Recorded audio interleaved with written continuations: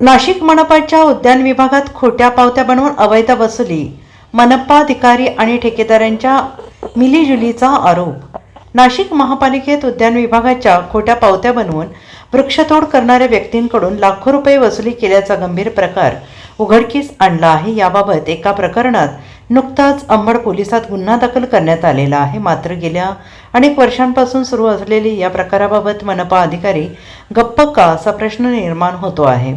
नाशिक मनपाच्या उद्यान विभागात काही ठेकेदार यांची मिलीभगत असून हा प्रकार म्हणजे एक साखळी आहे। शहरात झाडे तोडणाऱ्या या टोळ्या कार्यरत असून जिथे वृक्षतोड होते त्या ठिकाणी हे पाहतच असतात आणि पोहोचत असतात आणि मनपाचे अधिकारी किंवा कर्मचारी आहोत असे सांगून थेट खोट्या पावत्यांद्वारे दंड वसूल करतात।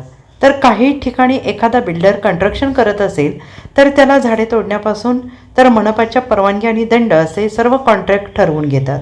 ते कॉन्ट्रॅक्ट थेट 10 ते 15 लाखांपर्यंत ठरवले जाते। त्यामुळे शहरात हजारो बांधकामे हे विनापरवाना वृक्षतोड करून उभी राहिलेली आहेत। त्यातच तोडलेली ही झाडे छुपा पद्धतीने वखार किंवा स्मशानभूमीला ठेकेदाराला विकली जातात।